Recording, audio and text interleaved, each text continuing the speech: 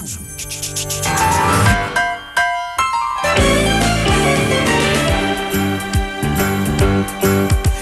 a rare condition this day and age to read any good news on the newspaper page.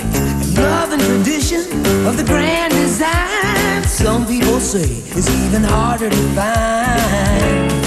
Well, then there must be some magic clue inside these gentle walls. 'Cause all I see is a tower of dreams, real love bursting out of every scene.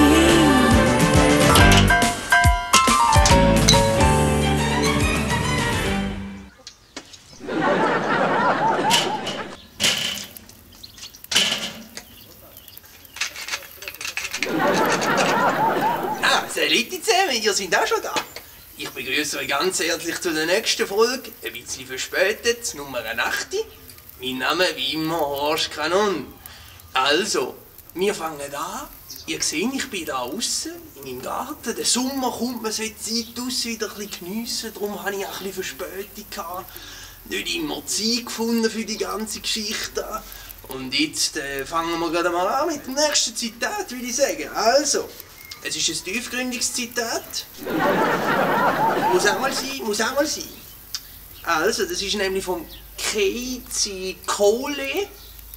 Oder wenn man sagt im Englischen Casey Köhl. Zu all den Dingen, die wir nicht sehen können, gesellen sich noch die Dinge, die wir nicht sehen wollen. Weil wir uns entschieden haben, sie zu ignorieren. Im Augenblick habe ich mich beschlossen, zum Beispiel beschlossen, das Geräusch meines Atems, das Gefühl meines Ringes an meinem Finger, den Anblick der Brille direkt auf der Nase, ja sogar die Nase an meinem Finger. Das hat jetzt aber gar keiner verstanden, was ich da will sagen. Fangen wir noch von vorne an am besten. Im Augenblick habe ich zum Beispiel beschlossen, das Geräusch meines Atems, das Gefühl des Ringes an meinem Finger, den Anblick meiner Brille direkt auf meiner Nase, ja sogar die Nase selbst zu ignorieren. Die Blende einer Kamera und die Pupille sind nicht dazu da, Informationen hereinzulassen, sondern dazu, welche auszublenden. Wer je eine Kamera in der Hand hatte, weiß, dass zu viele Informationen einen genauso blind machen kann wie zu wenig.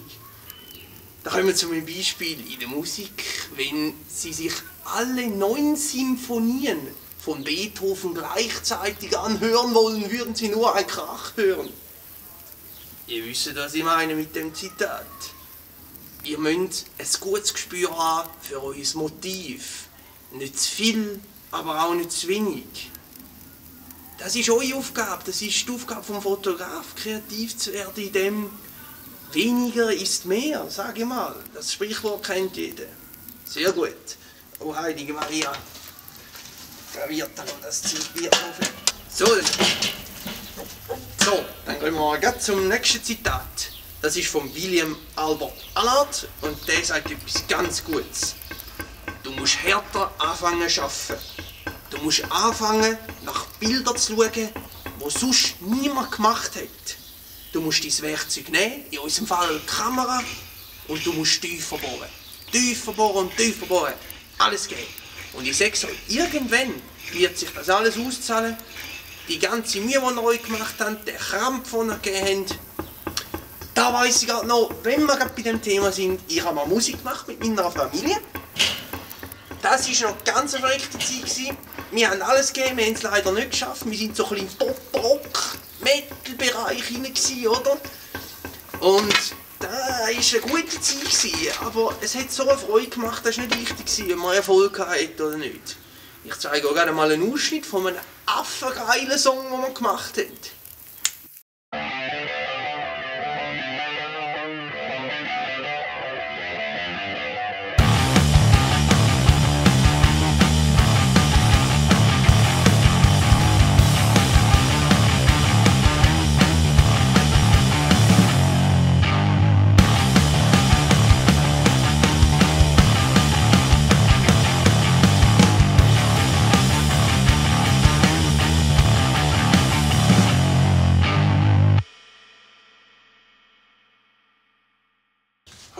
war noch eine Zeit, 6. So, also, schaut mal, ich bin langsam fertig mit dem Grillieren. Meine Bananen und Orangen und meine Kröpfer sind langsam fertig. Ich gehe jetzt essen und ich würde sagen, das war es wieder für diese Folge. Das Nummer 8. Weisheiten aus der Fotografie mit mir, Horst Kanon.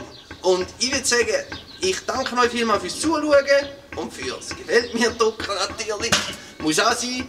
Und bis zur nächsten Folge, Nummer 9 haben wir schon. Alle miteinander und auf Wiedersehen.